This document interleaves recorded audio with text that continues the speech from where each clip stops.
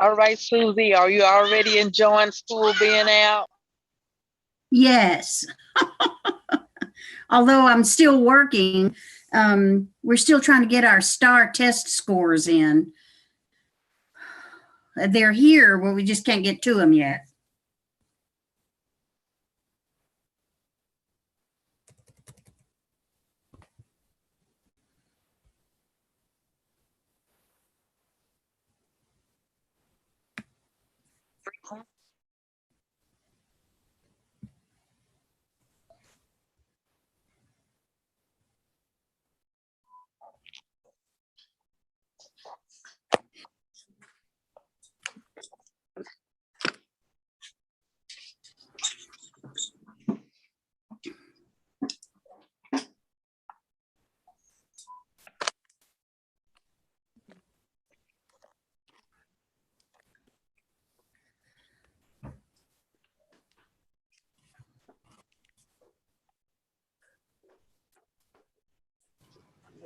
Can you open that door? Oh. Oh my God. Oh. Technically, it has to stay open. Oh, it does? I think I got to transfer from 75 to 72. So Sure. I don't know how y'all have transformed that man from a 67 guy. All right, so we will call the Everman City Council work session to order. It's June 1st, 2021. Some members of the city council may participate via telephone or video conference. A quorum may or may not be physically present in the city council chambers. Texas Government Code 551.127A-2.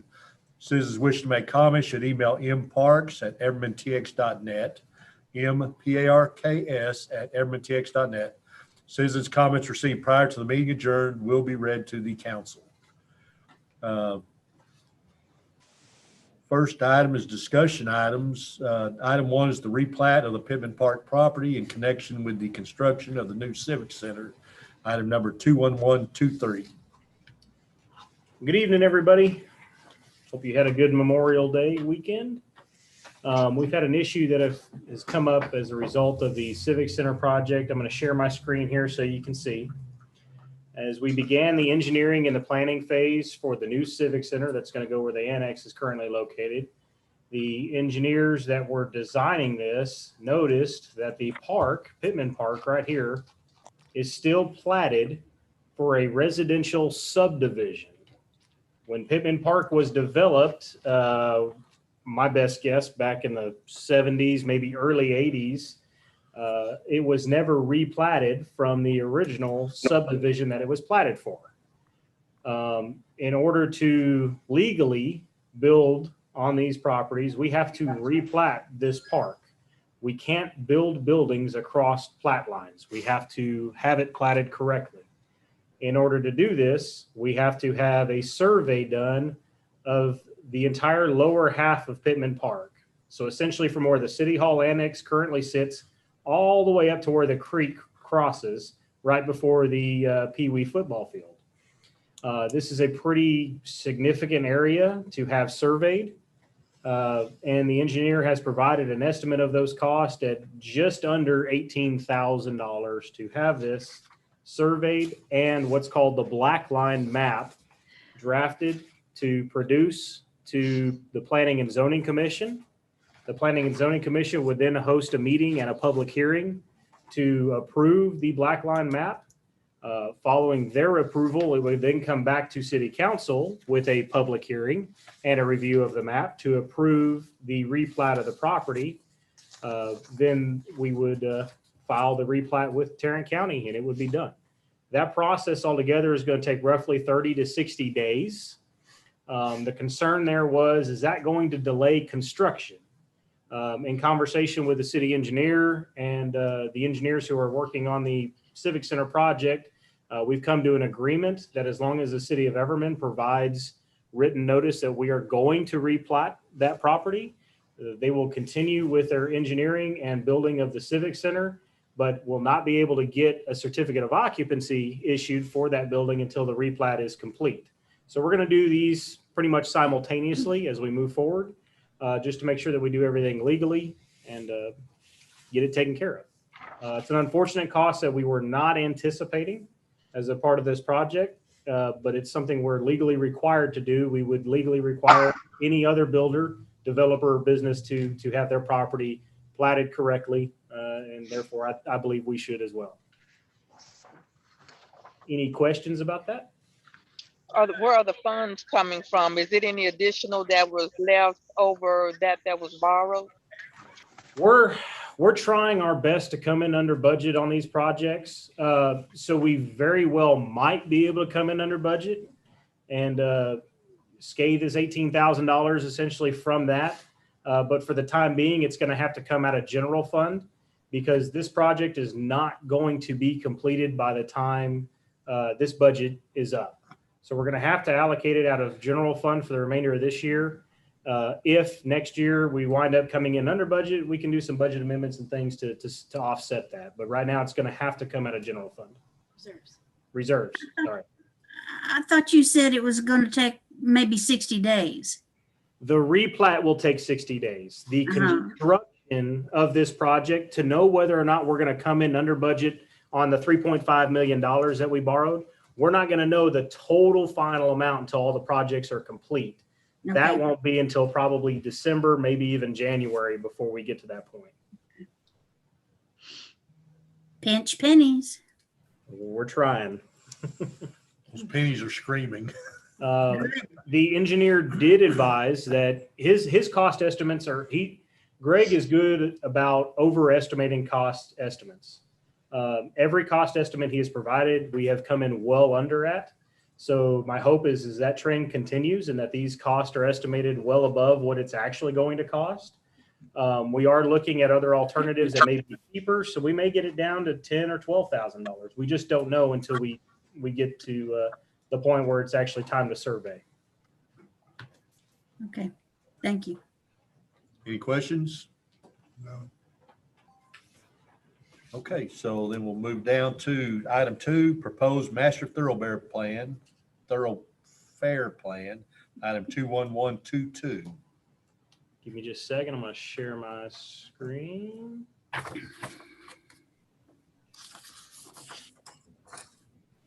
Okay, everybody should be able to see my screen, I hope. Yes. There was a copy sent out electronically with this agenda. This is the master thoroughfare plan. The first couple of pages are just essentially highlight what the purpose of a master thoroughfare plan is, what it does. As you scroll down, it talks about the different functional classifications, the importance of the functional classifications, and then we go into the thoroughfare sections. I wanted to spend just a second talking about these thoroughfare sections. These are standards that the city of that I'm proposing that city council essentially adopt for roadways. We need to be classifying our roadways and have standards set up for all of our new roads that we build, or when we go back to renovate a road. They go as large as what they call 8DA, major arterial. This is a 4-lane each way divided roadway. Are we going to have anything like this in the next 10 to 20 years? Probably not. But it starts very large, and as you scroll down, it defines all the different road sizes, all the way down to residential road sizes, 30 feet wide with 10-foot easements on each side. I'm sorry. These are just the specifications. As you go down further into the plan, we start identifying some of the different traffic issues that are expected to arise. The North Central Texas Council of Governments has a program called Mobility 2045. And what that program does is they're traffic engineers that study the traffic patterns within North Texas and develop what they believe those traffic impacts are going to be.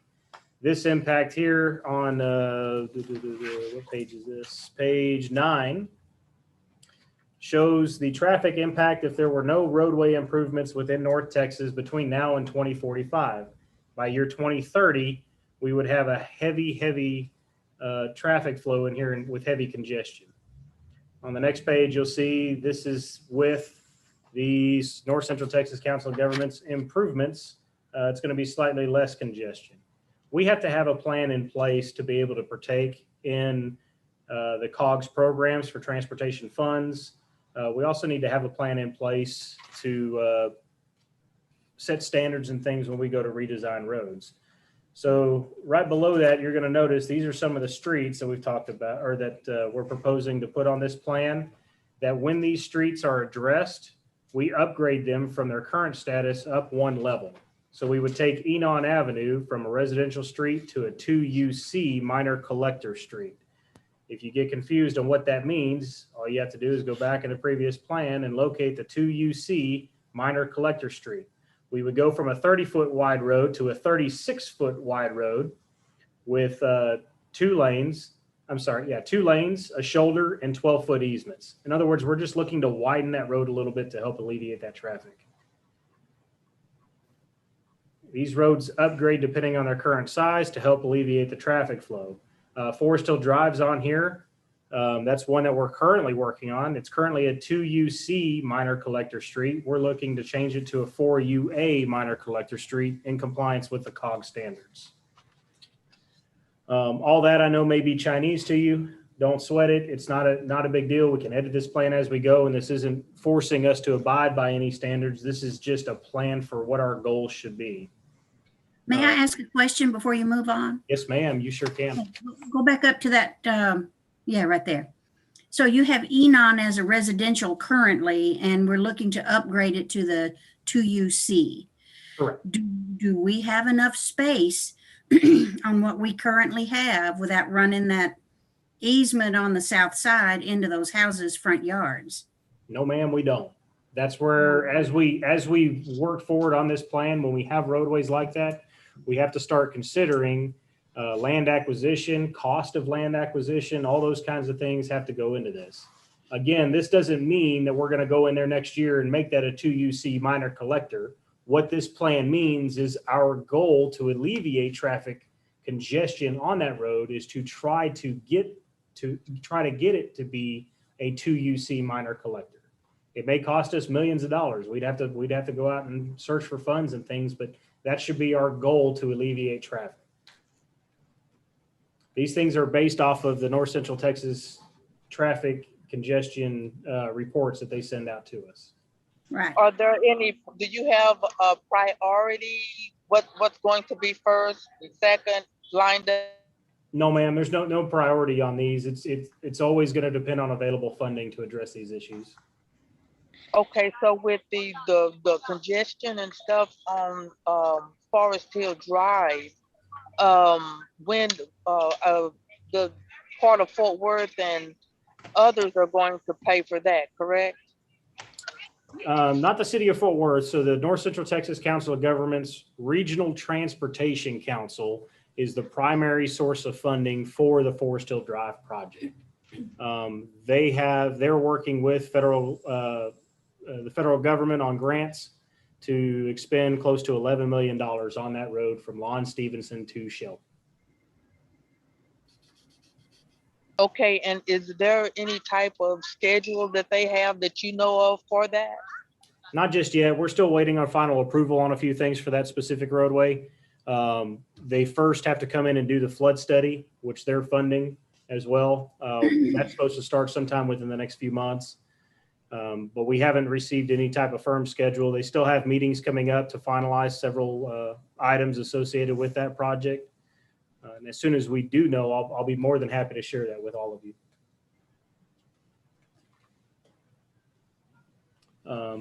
As we continue further through the plan, these are going to be the items that I think are going to most of you are going to be most concerned about. One, we want to identify our master thoroughfare plan, identify our major streets, which consist of Forest Hill Drive, Enon, Roy C. Brooks, Wichita, Ray Street, and of course, Everman Parkway and Shelby. By identifying these, this will allow us to spend potential federal dollars on these. You have to have it. It has to be classified as at least a minor collector in order to qualify for funds. None of our other roadways in the city would qualify as a minor collector other than the ones that are identified on this plan. The plan also identifies aesthetic corridors. All that means is that we've identified these on the attached map here. These aesthetic corridors are going to be the roadways that we would like to spend a little bit more money on to make them more appealing. In other words, these are the most traveled roads in the city of Everman. The goal here would be to spend a little extra funds on nicer street lights, nicer street signs, poles, beautifying, landscaping, those sorts of things. By doing this within the plan and spending a little bit more money here, it tends to attract more folks to visit Everman and to drive down our roadways, and just improves the overall quality of life for the residents here. Lastly is a town center concept, which we've talked about before in city council, which is essentially converting Wichita Street from Bell to Trammell as a one-way southbound, and converting Race Street from Trammell to Bell as a one-way northbound, and applying parking on the inward sides of each road on the park side to increase the available parking spaces around our park and to alleviate traffic congestion here and alleviate the potential for dangerous accidents at this intersection of Race, Wichita, and Bell by removing the stop sign for northbound traffic and eliminating cross traffic coming across there. Okay, so let me ask you this. So you're talking about the parking. Are we talking about, from what I read, it sounded like the parking is going to be actually the street. They're going to be parking on the street. Yes, ma'am. That's what I Yeah. thought. Yes. But the parking lot. The parking lot would still be there, and we would still invest Right. money into the parking lot. But when we have larger events, we have folks that want to visit just the walking track. Right. We've talked about before, as a part of our long-term economic goal would be to try to get some entertainment businesses up here in these vacant lots. People could park on the street and visit these entertainment districts. Same thing with the mobile food truck court that's going right here across from Pittman Park. It's just going to increase our available parking spaces available at the park. Are we going to mark them as parking spaces on the street? Yes, ma'am. Yeah, they would be Okay. clear. They would be clearly marked. It would be a one lane northbound and a one lane southbound with 20-mile-an-hour speed limits through there. Since we're passing through a park, honestly, it needs to be that slow anyway. With a walking track that walks right alongside that road, the speed limit shouldn't be 30 or 40 miles an hour. The speed limit does need to slow as you pass by a park. Okay, so this is going to go from Bell, the 3 street point south down to Trammell. Correct. Okay, so would you're be- going to turn that one little city block of Trammell into a race street.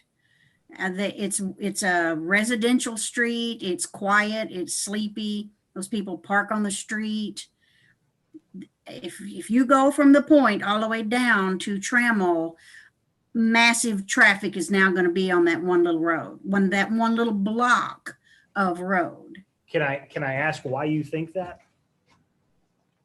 Well, people are going to come in from 820, whatever, south. They're going to come all the way down Wichita, and they're going to want to go to City Hall or they can get to the annex from one way, but they're going to want to go to City Hall. So they're going to go all the way down. They're going to stop at the stop sign, turn right, turn left on Trammell, go 1 block, turn left on Race, and go a block and get into City Hall.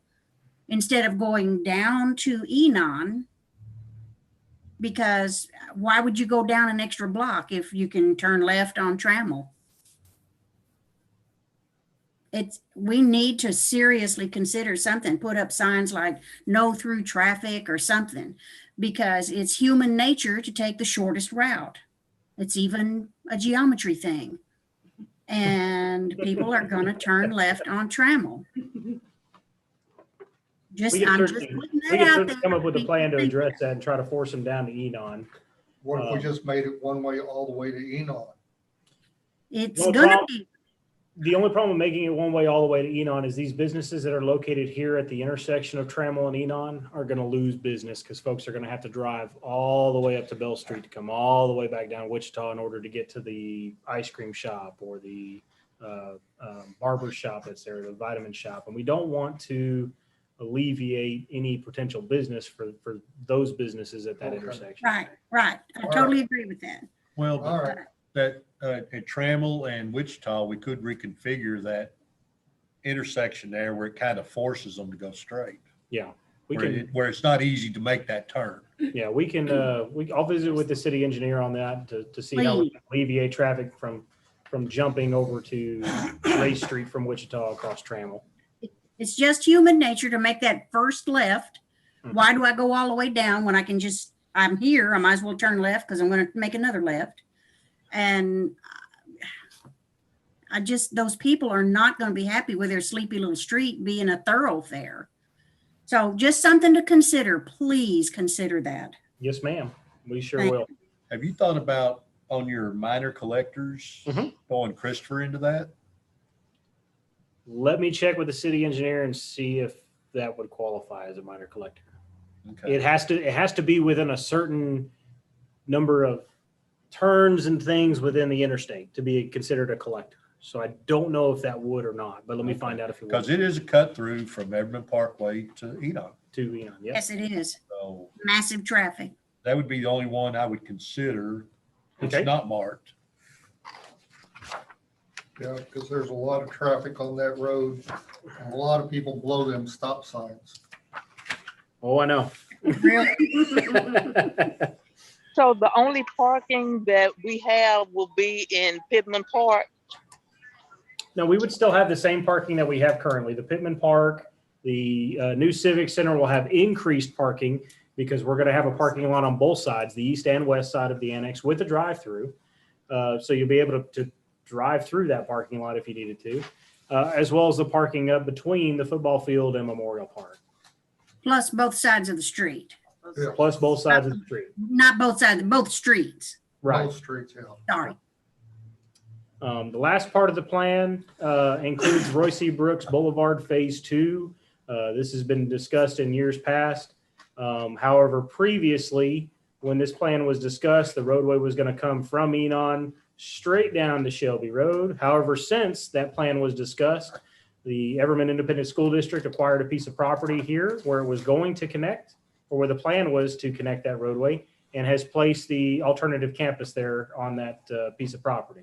So the route now has changed, coming down from Enon, crossing the creek, and then coming across to where it would allow for a connector into Langley and Smith, and forcing commercial traffic to go southbound to connect to Shelby Road. This would be a commercial route that would allow trucks, rather than coming down residential streets and passing houses, to travel down Royce E. Brooks straight over to the industrial and commercial area part of our town. And then they could connect straight to Shelby Road and hit either 35 or come back over to Forest Hill Drive and head back north.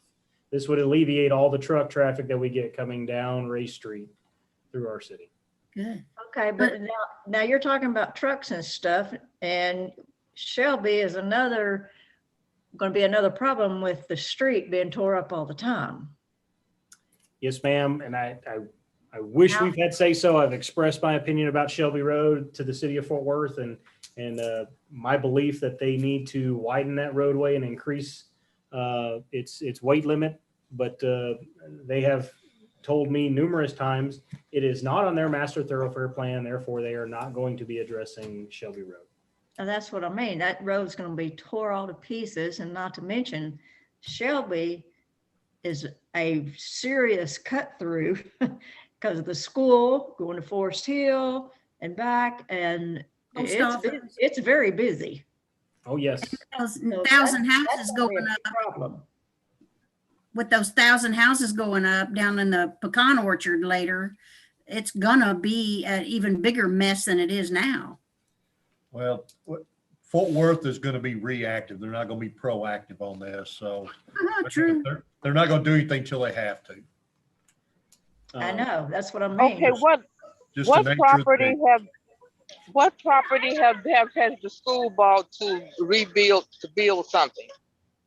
They've already built it. This plan for Royce E. Brooks Phase 2 was years ago, shortly after Phase 1 was completed, where the current road is. The plan previously was just to bring Royce E. Brooks down from Enon through where the current, or where the old cement plant is. It would come straight down, straight across. Let me zoom in here so you can see a little better. And it was going to come straight down and connect right here to Shelby Road. However, this piece of property was bought by the independent school district, and that's where they built their alternative campus that currently sits there. It's been there for about 10 years. Yeah, I was gonna say 10 or 12 years, yes. Right.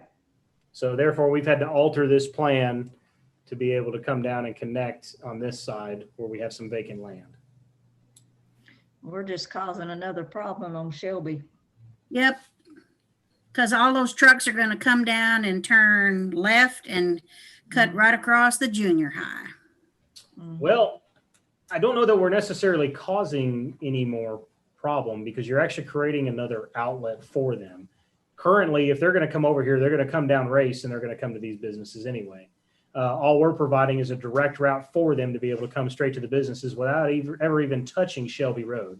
It's also going to create another outlet from Shelby Road for vehicles to come up. It wouldn't just be commercial vehicles that are on this roadway. This would be a wide roadway just like Royce C. Brooks is now that would allow another outlet for private vehicles to come up and connect to Enon if they needed to, rather than waiting to get to Race Street.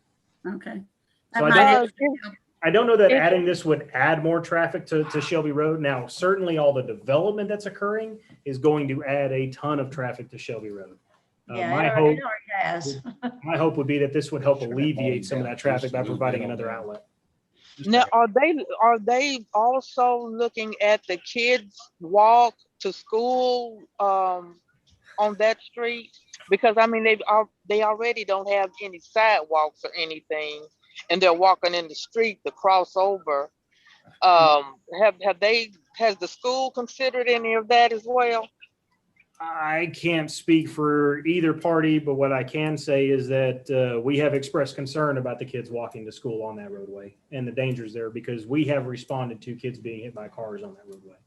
So we've expressed that concern numerous times. As far as what either the city of Fort Worth or the school district is considering, I'm in no position to speak on either one of those. But I do know it has been brought to their attention numerous times. Well, okay, this whole master plan thing here is going to be how far in the future? However far it takes. The whole goal here is when we develop plans like these, they're just our goals. What's our goal? It doesn't mean that we're going to get there. It's just what are our goals going to be? And it keeps us on a roadmap of where we should be going. Things change. Somebody may come in and acquire all this property, decide to develop it to where Royce C. Brooks Phase 2 may not occur.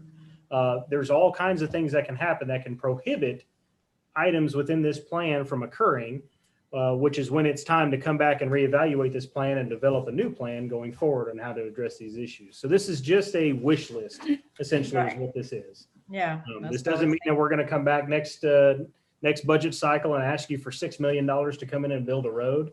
No, but what this does do is this allows us, let me give you an example. We just missed a bond opportunity through Tarrant County. We missed that deadline by a week. Had we had this master thoroughfare plan and an idea and a concept in hand to be able to go to that bond commission and tell them we wanted to participate in this bond to be able to build Royce C. Brooks, this project could have been paid for 75% by Tarrant County.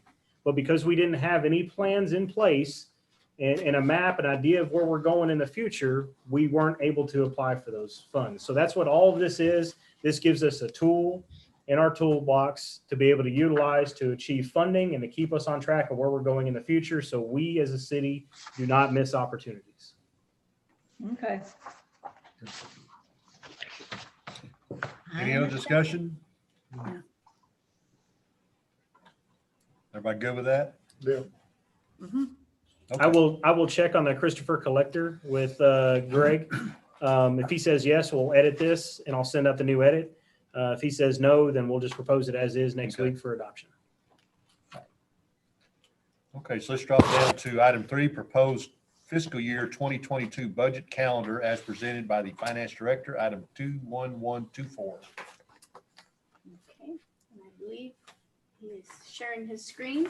I sent out the calendar for this summer for the budget workshop meeting. Yeah, I saw that. I have condensed it somewhat because that was requested by Mayor. That we try to cover more in less meetings. So Thank you. Thank you. They concur. So, yeah, so the final meeting, which is actually council meeting, will be a public hearing, a dual public hearing for both the tax rate and the actual budget adoption. So do it at the Well, same 4 of time. these are our regular council dates anyway, right? Two of them. The July meetings are not?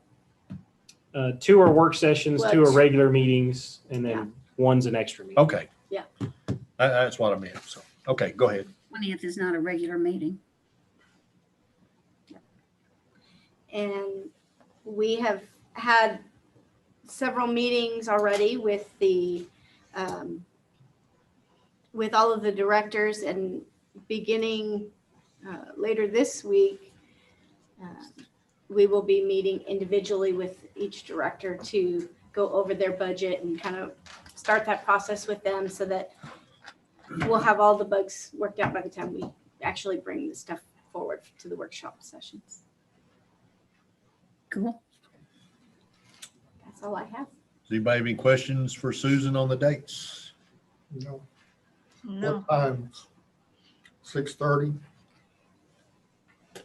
That's So Well, the July 6th, July 13th, August 3rd, and August 10th by charter have to be at 6:30 because those are our regular meeting times. The July 20th, we can schedule it, and I would honestly, I would recommend maybe this meeting being a little longer because that one's probably going to be the more in-depth meeting that we're going to spend more time.